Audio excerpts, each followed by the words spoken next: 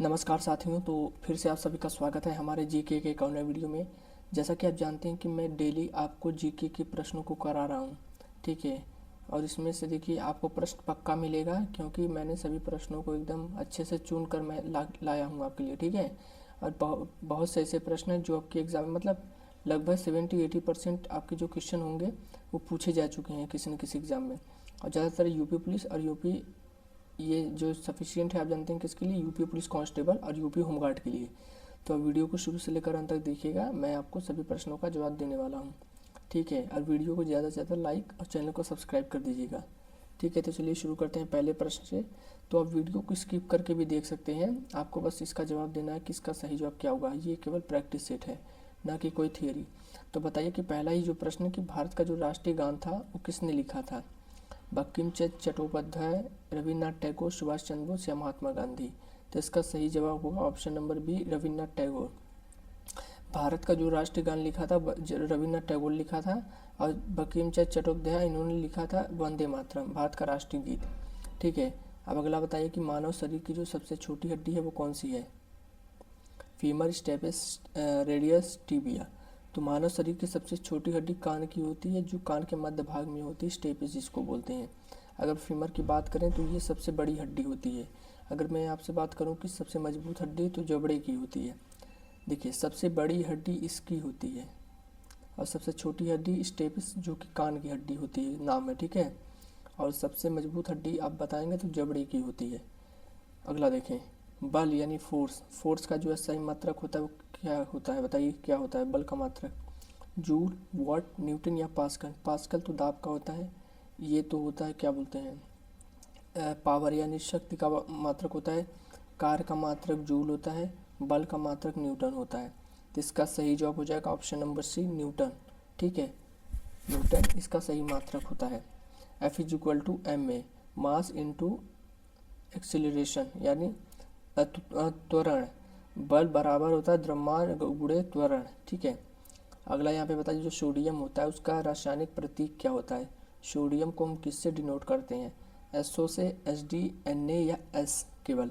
तो आप कहेंगे सोडियम को एन ए लिखा जाता है, और इसी से क्लोराइड अगर इसमें मिला देंगे सोडियम में तो बन जाएगा NaCl, जिसे नमक हम कहते हैं। नमक जो आप खाते हैं ना डेली, तो वही होता है इसका रासायनिक प्रतीक, क्या होता है NaCl। सोडियम, सोडियम में अगर हम क्लोराइड मिला देंगे तो सोडियम क्लोराइड हो जाएगा, जिसे हम नमक कहते हैं। अगला देखें, ये तो सिंपल है, भारत का राष्ट्रीय पशु बाघ है, ये सब नहीं। अगला देखें, प्रकाश वर्ष किसकी इकाई है। प्रकाश वर्ष किसकी इकाई है, तो बताइए इसका सही जवाब क्या हो जाएगा। प्रकाश वर्ष समय की है, दूरी की, द्रव्यमान की या वेग की। तो जो प्रकाश वर्ष है दूरी की इकाई है, न कि समय की। देखिए प्रकाश वर्ष किसे कहते हैं, प्रकाश की आप जो जानते हैं स्पीड यानी जो चाल होती है वो 3 लाख किलोमीटर पर सेकंड होती है, या उसको मीटर पर सेकंड में बदले तो 3 × 10⁸ मीटर पर सेकंड होती है। यानी 3 लाख किलोमीटर पर सेकंड का कहने का मतलब कि प्रकाश कहीं से अगर चलेगी, अगर आप प्रकाश जलाएंगे तो वो 1 सेकंड में 3 लाख किलोमीटर की दूरी ट्रैवल कर लेगी। वैसे ही अगर देखिए 1 सेकंड में 3 लाख किलोमीटर पर सेकंड, वैसे ही 2 मिनट में इतना होगा। वैसे ही पूरे साल में जितने सेकंड होंगे उसी से उसका गुणा कर देंगे, तो वो जो दूरी निकल कर आएगी वही प्रकाश वर्ष होगी। यानी सीधी सीधी बात अगर मैं कहूँ कि प्रकाश द्वारा एक वर्ष में जो दूरी वो चलती है, जो डिस्टेंस कवर करती है, उसी को ही प्रकाश वर्ष कहते हैं। अगला ये आता है कि जो रक्त का लाल रंग होता है वो किसके कारण होता है। रक्त का जो लाल रंग होता है वो किसके कारण होता है, प्लेटलेट्स के कारण, हीमोग्लोबिन, प्लाज्मा या श्वेत रक्त का यानी WBC, वाइट ब्लड कार्पसेल्स, और RBC का फुल फॉर्म जानते हैं, रेड ब्लड कार्पसेल्स, ठीक है। तो इसका सही जवाब हो जाएगा हीमोग्लोबिन। अगर मैं आपसे बात करूं हीमोग्लोबिन क्या है, तो ये एक प्रोटीन है, ठीक है। अगला देखें, हाइड्रोक्लोरिक अम्ल का सूत्र बताइए क्या होगा। H2SO4, HNO3, HCl, तो NaCl। बताइए इसका सही जवाब क्या हो जाएगा। तो आप कहेंगे इसका सही जवाब HCl, हाइड्रोक्लोरिक अम्ल। H2SO4 ये तो तेजाब का है, सल्फ्यूरिक अम्ल, ठीक है। अगला देखें, भारत का राष्ट्रीय खेल परंपरागत रूप से किसे माना जाता है। क्रिकेट को मानते हैं, हॉकी, कबड्डी, फुटबॉल। तो भारत का राष्ट्रीय परंपरागत खेल की बात करें तो वो हॉकी है, लेकिन अगर मैं आपसे पूछूं कि भारत में सबसे ज़्यादा खेल कौन सा प्रचलित है, तो आप क्रिकेट का नाम लेंगे, ना कि हॉकी का। ठीक है, अगला बताइए, विद्युत धारा इलेक्ट्रिक करंट का जो यूनिट होता है वो क्या होता है? इसका जवाब बताइए कि क्या होगा, वोल्ट, ओम, एम्पियर या कूलाम। तो इसका सही जवाब होगा विद्युत धारा का एम्पियर होता है, जिसे ए से डिनोट करते हैं। ओम जो होता है वो प्रतिरोध का होता है, अब वोल्ट जो होता है वोल्टेज का होता है, कूलाम आवेश का होता है। माइनस चार्ज और क्या बोलते हैं, प्लस चार्ज माइनस चार्ज, यानी धन आवेश और ऋण आवेश होता है। ठीक है, मानव शरीर का सबसे बड़ा अंग कौन सा है? मानव शरीर का सबसे बड़ा हृदय, यकृत, त्वचा या फेफड़ा। आप सभी लोग इसका सही जवाब हो सकता है ये दें कि त्वचा होगा, लेकिन इसका सही जवाब ये नहीं होगा। इसका सही जवाब है त्वचा। ये नहीं पूछा है कि बाहरी अंग है कि आंतरिक अंग है, बस ये पूछा है कि मानव शरीर का सबसे बड़ा अंग। अगर ये पूछे तो आपको सीधा बताना है त्वचा, जिसको स्किन बोलते हैं। अगर मैं आपसे पूछूं इंटरनल ऑर्गन सबसे बड़ा कौन सा, तो लीवर का नाम लेंगे, तब ऑप्शन नंबर बी होता। ठीक है, तब ऑप्शन नंबर बी होता। अगर मैं अभी आपसे पूछूं तो ये हो जाएगा स्किन, त्वचा। अगर आंतरिक अंग पूछूं सबसे बड़ा, तो वो लीवर है। ठीक है, अगला बताइए, कार्बन डाइऑक्साइड का रासायनिक सूत्र क्या होता है? CO, कार्बन मोनोऑक्साइड का ये तो होता है, CO2, O2, C2O तो होता है नहीं कोई, तो कार्बन डाइऑक्साइड का ये है CO2। आप जानते हैं जो हम सांस लेते हैं तो वो ऑक्सीजन लेते हैं और कार्बन डाइऑक्साइड को छोड़ते हैं।